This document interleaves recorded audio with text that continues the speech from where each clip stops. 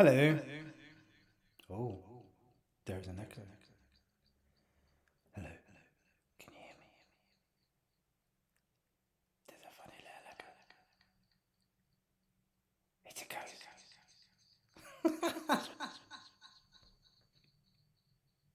Hello. Can you hear me? I am the ghost. What the fuck's going on? Hello. Ah, it was that. Fuck. Let's try that again. That's so cool. Hello. I love that. I bet that's really fucking annoying on playback. Screeches. I have a microphone. I'm a podcaster. Yeah.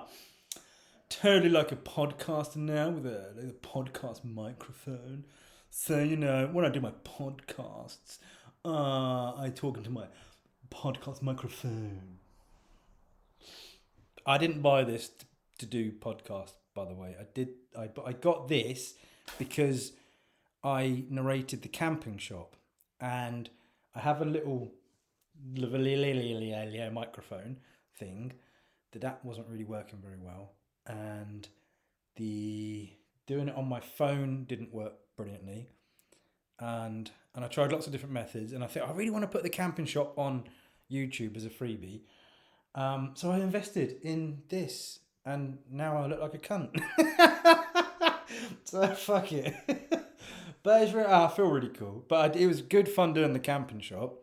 I was sat here, and the words were coming up on my screen here, so I was scrolling through the pages. Again, I'm R.R. Haywood, and you're listening to The Camping Shop, narrated by R.R. Haywood. It's funny. It's really hard as well to do narrating. I didn't realize how hard it would be, and it was really hard. So yeah, the camping shop is now on YouTube. That is I put it out for free, and I started to narrate another one. Oh my god, I forgot the name of it. Scatter and Run. I think it was 2021 story I did for Halloween. And it's it's the Undead. It's Halloween, and they get attacked by lots of zombies, and they all split up and they go in different directions. And Howie, Dave, and Clarence end up in this mansion house with this trophies on the wall of dead animals, and they deal with a ghost and stuff. So I've narrated that, but I wasn't very happy with it. I didn't like it. I listened back to it and don't know, just wasn't very happy. So I've scrapped it, and I'll try again, and do it again. But I was thinking I might add some sound effects to it. That would be kind of cool, like creaking doors and things like that, and make it more like a proper audio presentation. That could be kind of interesting. I'm being defeated by a box at the moment. Because I thought, if you're going to be a podcaster, fucking how do you get in these bloody boxes? If you're going to be a podcaster, you need proper twat headphones, don't you? And I don't have proper twat headphones, so I bought proper twat headphones. But because I'm not a millennial, I can't open the fucking box. God, it's like a fucking chimpanzee. But this isn't the purpose of the podcast. The purpose of I have an actual purpose for this podcast tonight, and it's nothing to do with talking about the microphone or the headphones. They mangled that fucking box. How to open a box when you're a fucking chimp? Just fucking terrible, isn't it? Oh my god, I'm still being defeated by it. Oh, this is like one of them unboxing videos. How do they do that? I mean, they look so cool when they do that. I've never actually seen an unboxing video. See, look. See, that's where we're at so far, and it still won't slide out.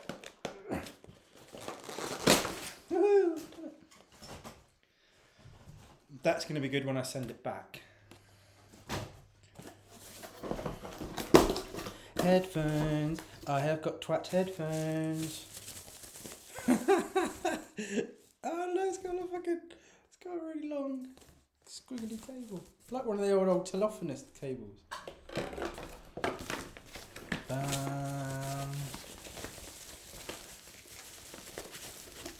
This is a fun podcast. Whoa, look. Oh, it says right and left. So left is blue, right is red. Oh, look, it's even got professional. When you're a professional podcaster twat. Oh, I can't hear anything. Oh, it looks. Wagger. Yeah, so, yeah, when I wrote Extracted, I was like, just trying to capture the angst of being a dinosaur. I can't hear a thing with them. Anyway. So, and it comes with a little bag as well to keep the headphones in. Isn't that nice? Isn't that lovely? Do you like your cheese, Ray? Oh, I did it first time then. So, the purpose of this podcast is because last week I've got a beer again. And I made a cup of tea as well. But I forgot I made it in my I Love the Undead mug. And it's got a quote on it from the Dave quote. This is when the half cup, half thing. Right, so at the point of it being half filled, would you say half full? Yes. Or half empty? Yes. Which one? It's both. I need to put these back up. I've completely forgotten what I was talking about. So last week we did the when I was rudely stood up from doing the podcast, the first podcast I'd ever been invited. Well, not the first podcast I'd ever been invited to do, but the first podcast I'd accepted to do. And I was very rudely stood up. Should I lean into the microphone like a proper podcaster? Yeah. So that happened, and I put that podcast out, which is like 39 minutes of me just getting ever so slightly tipsy on beer, and then just yakking on and talking arse. And then I think I watched it back, and I'd forgotten that I'd ended up ranting about The Maid, the book, The Maid, that is written by the head of a publishing house that became like a global bestseller. And it's fucking proper ranting. I am never going to get published by Simon & Schuster now. Never. Unless I delete that, because I can't imagine for 1 second any executives from Simon & Schuster have seen that podcast. Although, I was quite surprised at the level of people that had listened and seen that YouTube video. Because I've been getting emails and texts a week going, should you have said that? Well, fuck it, it's out now and it's just done. There were some people in America that went, we saw that, we heard you. So we shall. I should take it down really, but then I just can't be bothered. And I'm rambling again and I've forgotten what I was going to say. So I did that one. And then I've had a very busy week actually, a very, very busy week. And I've had lots of emails from readers. I've just remembered. So I did a newsletter on my mailing list about Fictionland. So Fictionland is the audio is being done by a publishing company called House. They're absolutely amazing, really, really cool guys to work with. So privileged to be working with them. And they've got Geth and Anthony doing the audio, and it's amazing. It's absolutely incredible. He's so cool. He's such a cool guy. So they finally confirmed the release date. I have to belch, and I've taken it away from the microphone rather than just going there into the microphone.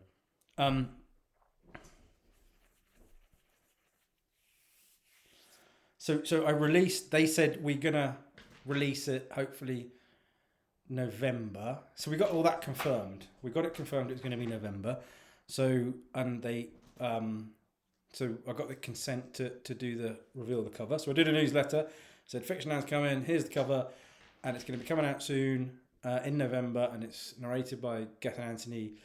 And I put it on Facebook and Twitter and Instagram and everywhere, and absolutely everywhere. And 99.99999% of the feedback from that is brilliant. It's fantastic. It's really, really positive. People are really looking forward to it. They're really excited. But, and here's the reason why I wanted to talk about it tonight, and it's because it's the 0.0001% of people who have a really good moan when that really moaned at me about me sending that newsletter email out because it wasn't the Undead. And I was like, okay, so this does happen a lot. Every time I talk about another book, blog about another book, release anything to do with another book, whether it be, I've gone the wrong way, Delio, or Fictionland, or when World Ship was coming out, or A Town Called Discovery, even when Four Worlds was coming out, 99% of people are really excited about whatever the new project is, and they're really into it. But there's a real strong fanatical Undead element, which I absolutely love, and I love that. But they just kind of attack because it's not the Undead. And it's hard. It's really hard. And it's a weird thing in psychology because, and lots of writers get this, and I think lots of actors and anyone in the arts gets this, is you can have like 1,000 glowing reviews but then you'll get one that's really negative and you're just, whoa, and you're hyper focused on it. You're like, oh my God, that's so fucking bad. I'm the worst writer in the world because this one person said this, even though 10,000 said something different. That happens. But you do kind of learn to live with that. But the response, there was only 2 or 3. Most of the email responses were really positive, but there was 2 or 3. One was from a guy. He's proper fucking having a go. He was like, it's not even a joke now. It's not the Undead. It's not even funny. I'm seriously hacked off with you. I was like, oh my God. And he even put an unhappy, grumpy face on it. And he said, I'm not even going to read anything more. I was like, oh man, and it does get to you a little bit. And then, yeah, there was another couple like that. And there was a couple of comments on social media going, it's not the Undead. And then even though I'd put in that email, down the bottom of that email, I'd put in there when the next Undead's coming and that I'm working on it, I'm writing it, and it's a big one, and it's going to be out. And I blog and post and tweet and Instagram, and I use the mailing list when I can. I put it on my website, and there's facts on my website, FAQs website, FAQs saying the next Undead is in production, it is happening, and you still just get it. You still get that, and they're really quite attacky. And they normally attack in the lines of, well, you're obviously not doing anything, or you're not doing the thing that I want you to do. And perhaps there is a perception that perhaps I'm reading it defensively. That's always a possibility. I'm playing with this chord now. There is a possibility that I'm reading it defensively in the sense of I feel like I'm being attacked. And there's other people who've already gone, actually, that's not bad. They're just really desperate for it. So I've kind of learnt to go, okay, that's fine. Have some perspective. People interested in it. They really, really want the next Undead. So that's a good thing. So I've learnt balance over that. But every once in a while they do stray into becoming quite abusive, quite strongly worded. And even though I talk about it all the time, it is quite hard and to make people understand that I can't just write the Undead. I mean, you can see, look at the wall behind me. It's Pride of Place. I don't left and right tonight. There, see it? What? Other way, you fucking bald twat. I can't do it, man. Fucking, I have a proper chimpanzee tonight. There, see, it's Pride of Place. The Undead is Pride of Place on my wall, and it's. I'm just gonna turn around. It's fucking easy. See, it's that one's there, and it's Pride of Place there, and there's all memorabilia all over the place. There's posters over that side of it. The Undead Day one's over there. I've even got. You can't see it from that angle. See there. As well, the Undead in that shock gore poster. So it is by far my favourite series to write. By far, look how big it is. I mean, there's 3 books on Extracted. I love Extracted. There's 3 books in the Code series. I love the Code series. With each one of those trilogies or little series that I do, I leave myself little crumbs to pick it up later on. and that just give myself ideas to think about, and how I can link all those worlds together for a project that's coming later on. But it always comes back to the Undead. It always comes back to the Undead, and I love writing it. And I've done 25 books in it. 3 Extracted, 3 The Code, 1 Delio so far, 1 A Town Called Discovery. 25 books in the Undead, plus 2 standalones and a bunch of short stories. So I'm into it, and I'm continuing it, and I am writing it, and I'm writing it as fast as I can. But if I just write the Undead, I will go nuts. It's so intense. It's really, and when I'm writing it, so if I'm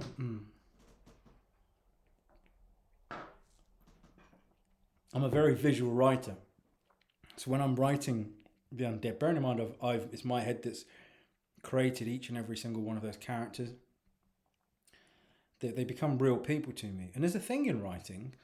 I can't remember who said it. It wasn't Stephen King. Oh, I can't remember. It was somebody, a real famous writer, that said there's a transition. So when you're writing all day, or for a few days in a row, or however you write and whatever burst, and you become so into the world you're writing, you can see it. I can see it. I can feel it. I can hear it. I can smell it. I can hear the people around me talking. I'm one of the characters in that group with Howie and Dave and Clarence and all these people. And I've known these people for like 10 years, and they are real people to me.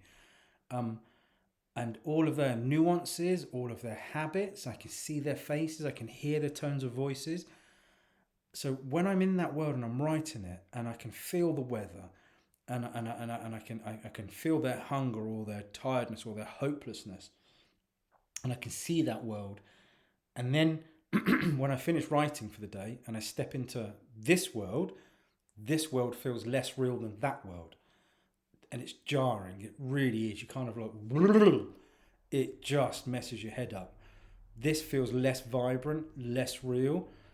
It feels empty. It feels two-dimensional. This world, the real world, feels two-dimensional and flat and stale. Whereas the other world, because it's so rich and it's so vibrant, there's so much happening, and there's so many emotions attached to things, the two can't compare. And it takes a little while to transition you, and it really jars you. And it really throws you off, and I'm like, oh man. And it takes a little bit of time to adjust, and that's on a daily basis. When I'm really not when I first start each Undead book, but by the time I'm halfway through and I'm into that story and everything's flowing. And this Undead that I'm writing now is the biggest one I've done by far. It's bigger than the first 7 days. So the Undead 26 is bigger than the first 7 days, and the first 7 days is a compilation edition of 7 books. I don't know. It might even be bigger than the second week. I don't know. I can't remember the word count. No, because the second week has got day 14. Day 14 is a really big book. I think that's like 200,000 words. But the Undead 26 at the moment is probably at 250, 260,000 words. I've still got a big chunk to go. I reckon it's going to be 300 to 350,000 ish by the time I feel. That's huge. That's massive. That's that's 2 Delios, 2 world ships. Yeah, it's about that size. So it's big. It's a big book. So can you imagine, on a daily basis, writing those characters, those settings, those scenes, and I've been doing it for 10, 12 years now, and they become real people to me, and so I feel their emotions and I feel the things they're going through, the loss of Blinky. That was proper grief, not just for the, I know readers felt it as well, but I went, the loss of Blinky was jarring, it's hard, because again it becomes like a real person too, doesn't it? And so I'm doing that every day. And then so when I finish one of the stories, and each one of my stories has its own arc, doesn't it? It ends on a culmination, it ends on an explosive ending. There is no fucking way in the world I can finish one of those and then just go straight back into the next one. Can't happen. Can't do it. I just can't. I don't have it in me. I'm drained. I can't even hold a sentence. I can't even hold a conversation with people when I've finished, particularly an Undead book. Not so much with the others now. With certain scenes, if I'm like in Delia, there were some very intense scenes in that. World Ship as well, Extracted. There's some very, very intense scenes. So in Alpha, in the book 3, when Yasmin gets her face tattooed and she goes up to see her dad, Abdul, and she finds out that Abdul is quite probably her dad. That's hard. That's difficult. And again, I had that feeling then. And there's lots of other scenes like that all the way through that trilogy. Delia I did when Gabriella's the audio version of Delia was cut a lot by the audio producers. The paperback and ebook version of Delia has a much more protracted scenes showing Gabriella in the concentration camps in Auschwitz. And again, after those, that was quite a hard transition to come out afterwards. But for the most part, I can do those books and I can function relatively normally. The Undead, no. By the time The Undead is finished, my brain is Swiss cheese. I can't function. I can't think. I can't think of another book. I can't think of another story. I've got nothing creative left. Because I'm in that journey. I can. It's just I'm just drained. Just can't do it. So then I'll generally try and switch to something else, like A Town Called Discovery, or Fictionland, or something that is tonally completely different. So that the action is a lot more light-hearted. The depth of characterization perhaps could be a little bit lighter in those in A Town Called Discovery, and I think Fictionland is possibly the same. It's a lot more light-hearted. There's no real gripping, angsty scenes that you'd find in things like Delio and World Ship. So it's a lot faster, it's a lot funnier. And that has to be done because I need to lift after going down into the depth to write that story of the Undead and really try and not only get the story right, the characterization right, the plot, the pace, the setting, all the technical aspects of writing, and make it entertaining and make it compelling, and still writing towards the main arc of the plot and have all the little other plots that are going on. So that's quite draining. That's why I can't write it all the time. I just can't. And I get it because people will be like, well, just do the next one. Just do the next one. Just do the next one.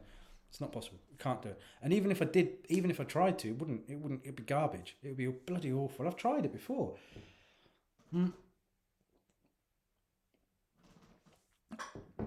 I tried writing them back to back. You'll see with this, the Undead 26 is coming out soon. There's a different format. I'm doing it in a different format. And that's quite unique. Quite a unique style it's been written in. But trying to do another one straight afterwards just can't do it. So that's why I switched to things like A Town Called Discovery and Fictionland. 4 Worlds of Bertie Cavendish, again, that was a light-hearted kind of jokier romp that doesn't have the serious, angsty, emotive life and death, real deep characterization, exploration things going on. I'm going to belch again. Excuse me, I'm going over here. Don't drink beer, it makes you belch. And on tonight's podcast, we're going to be discussing belching by beer. I love it. It's got a little screen on it. I've got a little twat screen. I've got twat headphones and a twat microphone screen. I was a police officer once. Now I have a bright microphone. What was I talking about? The Undead. So, if I dare to write something else, and then if I dare to email about it in an excited manner and go, oh my God, we've got an amazing narrator. Oh my God, I'm going to love this story. Oh my God, the cover's done. I can't fucking point. I'm just going to do that. The cover's done and I'm really excited about it. It's a really positive thing. And I get other people have got things going on in their life and cost of living crisis and were just bombarded with politics and climate change and wars and all these terrible, terrible, terrible, terrible things. and then that twatty, bald-headed prick fucking writer sends you a message, and it's not even about the book that you want to read. It's about some other fucking pile of shit that you got no interest in. Just don't. Just don't hit reply and go. Just don't. Just think, okay, that's fine.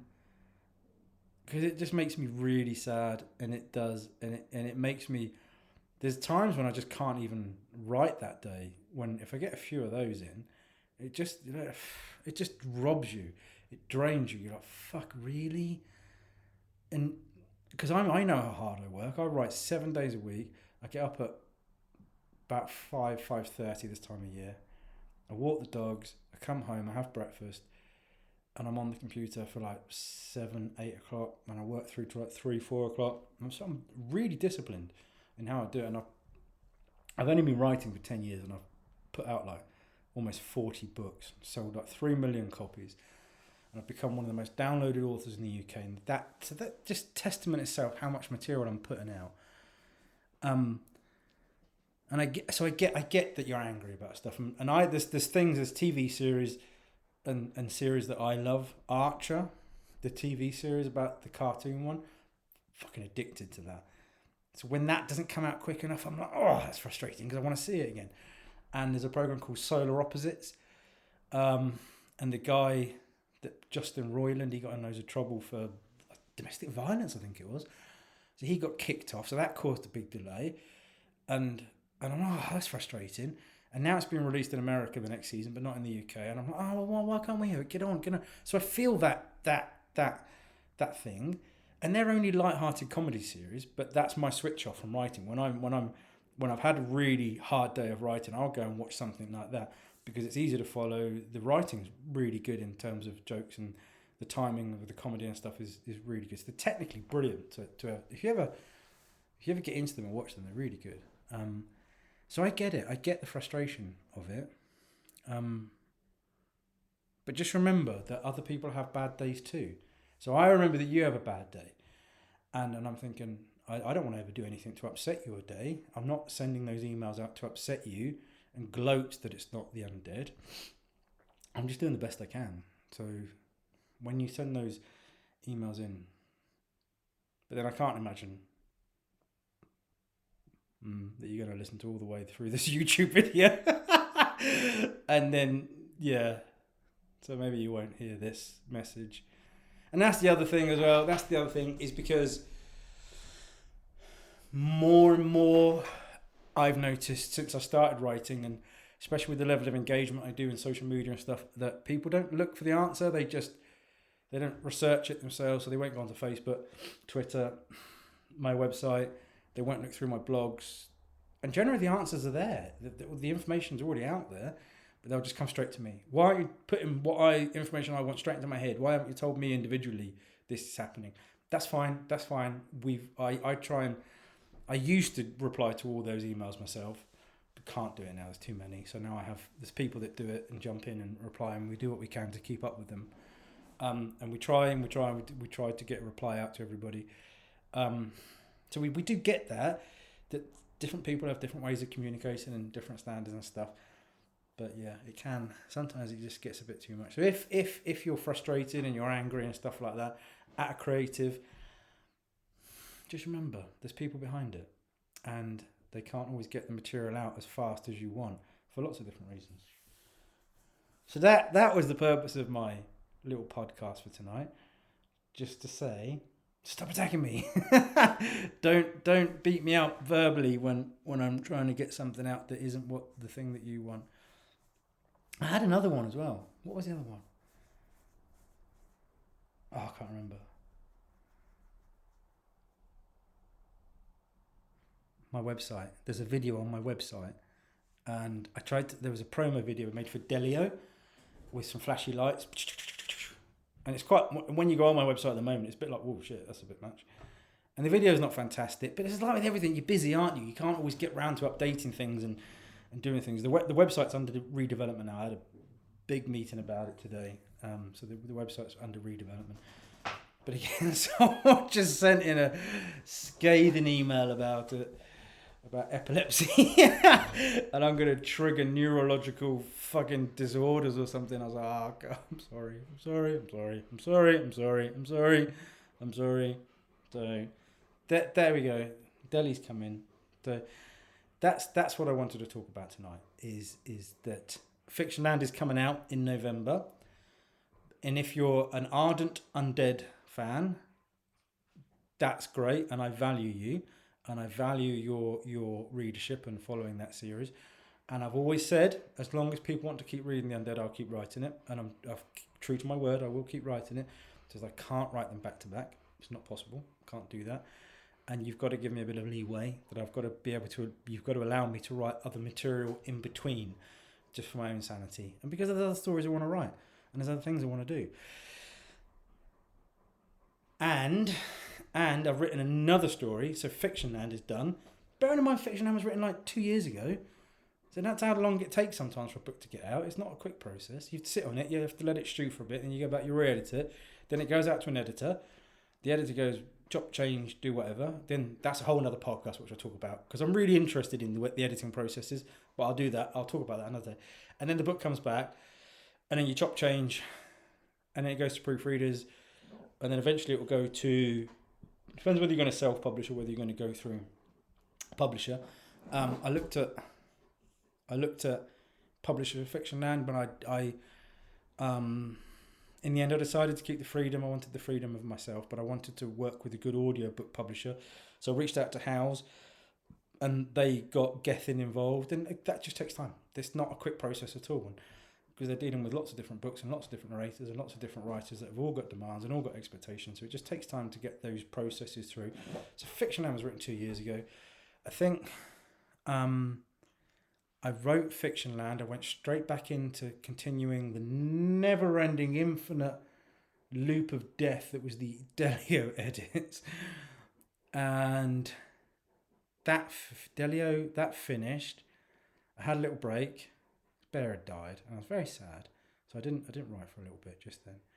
And then I wrote a new book that hasn't got a name yet, but it's a kind of.